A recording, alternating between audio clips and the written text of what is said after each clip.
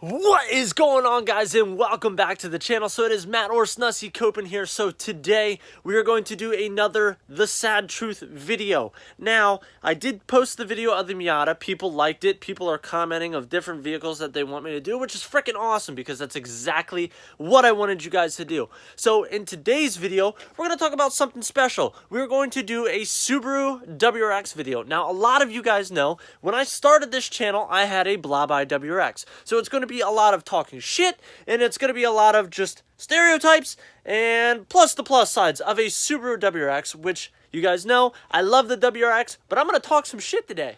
Now, of course, to get myself into the mood, this is my third JD for the day, so bear with me. I will probably have a couple before the end of the video. Now, as a lot of you guys know, I chew tobacco. I put dip in my lip and I spit, which a lot of you guys, some of you might not like. I've actually got 2 cans on me right now. I went back to dip in a couple Copenhagen cans, even though Copenhagen pisses me off. Copenhagen, if you're watching, fuck you.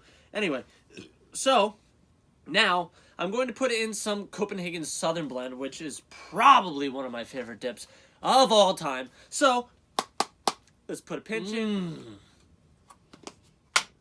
Alright, so disclaimer, before we start this freaking video today, I want you guys to know, any WRX fans, this is not meant to piss you off. It might get under your skin a little bit. Trust me, I'm an ex-WRX owner. I had a WRX for, I think, 2+ years. And I loved it. I really did. There was stuff that pissed me off and stuff that I really liked.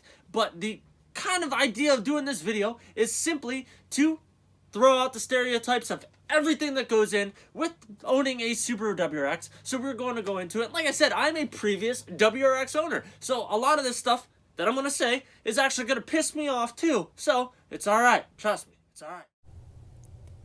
Now, before we get too far into today's video, I want to throw in some clips and some pictures of my WRX so you guys can see that obviously I can relate to a lot of stuff that was the stereotypes of the WRX ownership, really, because honestly the Subaru world is a very close-knit world, and it's something that everybody takes pride in what they have. Everybody respects all builds, everything like that, but as a community we take a lot of shit. Now, to start off the video of the Subaru WRX, one of the most common things that anybody will say about a Subaru, or a WRX owner, to be honest, is that they're like some tall, skinny guy that vapes, which, quite frankly, truthfully, is very true, but very untrue. So obviously, I'm a taller, skinny guy. I'm 6'1", like 180 pounds, but I didn't vape. I chew tobacco, you know what I mean? So it's like, it's one of those stereotypes that is true, but not necessarily for everybody, and I don't necessarily think that somebody who vapes or somebody who chews tobacco or whatever should be stereotyped into a certain car, because quite frankly, I mean, you can look everywhere. You can look around and see that there's Honda Civic owners that vape. There's diesel truck guys that vape. There's Corvette older guys that vape, that try to do whatever they need to do to quit smoking or whatever their habit is.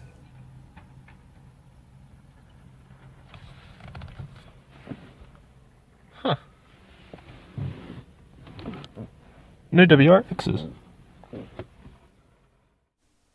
Now, one big thing that is very, very often stereotyped, and it quite frankly 95% of the time is true, is whenever you look at a Subaru, like, I feel like everybody's like, oh my god, are you stage 2, bro? Like, stage 2, like, seriously, cob access port stage 2. Like, that is literally the most common setup that every single WRX owner runs. Now, there are people that run upgraded turbos and run different setups and stuff like that, which is awesome.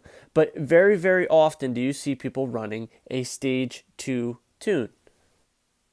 So I came to realize that in order to be cool while owning a Subaru, all you needed was an eBay front lip, a pair of hella horns, which obviously you'd put in the grill, so you'd have some obnoxious horns, and then you would buy an NVIDIA N1 exhaust.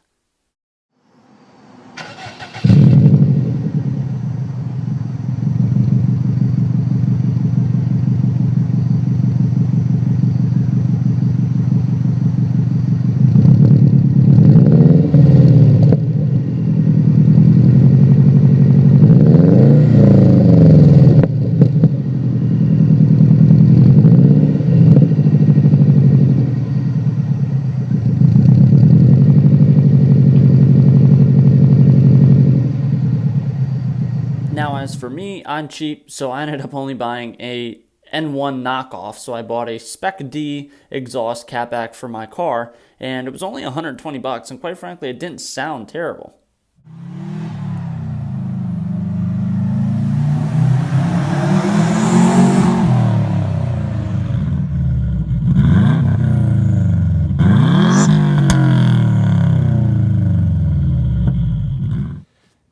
So to wrap up today's video, I know a lot of you guys have asked me before, Matt, will you have another Subaru on the channel? And to answer your question, yes. At some point, depending on how big we get, depending on how things go, eventually I would like to see myself in a 2011 to 2014 STI hatch. I have a certain color in mind, I have a certain setup in mind, everything like that. I love my Blobeye, don't get me wrong, I always wanted a Blobeye, but I made a mistake by buying the WRX instead of buying the STI. Now, I compulsively bought it back then, and I had nothing but issues with my car. The majority of the time, I would say that there was a hesitation when I was driving my car constantly. It would constantly bog. It didn't feel right 99% of the time, and I tried everything in my car. So to answer any questions, I love Subaru. I really do. As a previous Subaru owner, I love them. Would I have another one? Absolutely. So with that being said, guys, I hope you enjoyed today's video. I hope nobody took offense to it. I hope everybody just sits back and kind of chuckles. So till the next time, guys, see ya.